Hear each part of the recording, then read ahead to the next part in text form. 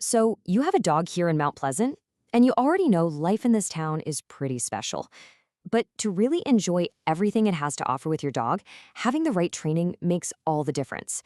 This is a practical guide to help you find that perfect trainer. Yeah, just think about it. A walk down Coleman Boulevard is a completely different world than a quiet stroll on the Pitt Street Bridge.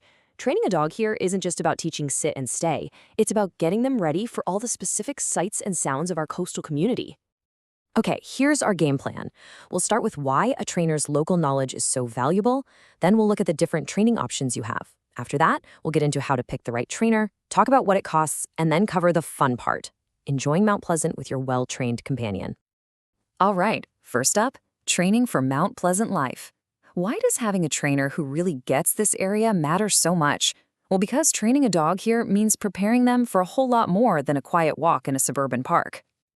Think about a normal day around town, right? You want to grab a bite on Shem Creek, so your dog needs to be cool with all those people on the patios. Or what about all the tourists, the bikes, the golf carts, not to mention the heavy traffic on Highway 17? It's all about building a confident dog that's comfortable and safe with everything our unique environment throws at them. Okay, so we know what kind of situations we're training for. Now let's look at the different kinds of training services you can find right here in the area to help you get there. First things first, you gotta ask yourself, what is my main goal? Are we just talking basic obedience, good manners for a family dog? Or maybe you've got a new puppy that needs to learn how to be around other people and dogs. Or maybe you're dealing with something more specific, like fear or reactivity. Pinpointing what you want to achieve is the best first step. And once you know your goal, you can pick the right format. For example, in-home lessons are fantastic for things that happen at home, like barking like crazy when the doorbell rings. Group classes? They're great for practicing focus when other dogs are around. And then you've got options like board and train, which is a much more immersive, intensive experience for bigger challenges. All right, part 3, how to choose a trainer. With all these options out there, how do you actually find the right professional for you and your dog? Let's get into what you should look for and the questions you need to ask. Honestly, before you even look at their certifications or what they charge, you need to start right here. A trainer's core philosophy, their method, it shapes every single interaction they'll have with your dog. It's absolutely fundamental to their well-being. You'll find that many of today's most successful trainers focus on positive reinforcement. And really, it's a simple idea. It just means you teach your dog what you want them to do, and then you reward them for doing it with treats, praise, or a favorite toy. It's a highly effective way to build a really strong, trusting relationship with your dog. Now, here's something you should know. South Carolina doesn't actually require a special license for dog trainers, so seeing certifications like these is a really good sign. For instance, if you see CPDTK, that stands for Certified Professional Dog Trainer Knowledge Assessed.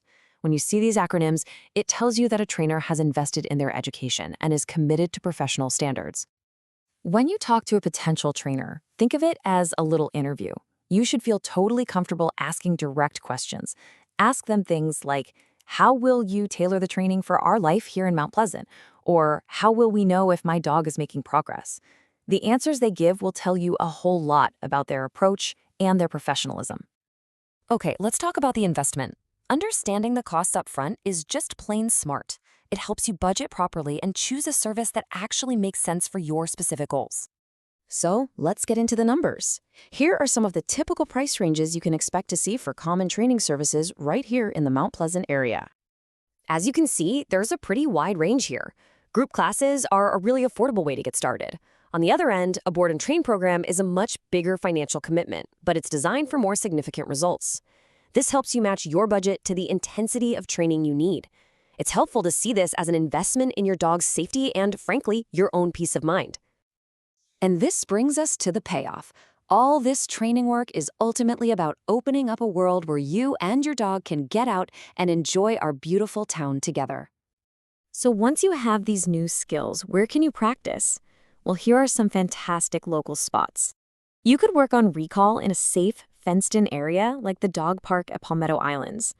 Or for practicing polite leash walking, what's better than a stroll on the Pitt Street Bridge? Every outing can become a great training opportunity. We hope this guide helps you find the perfect training partner for your journey.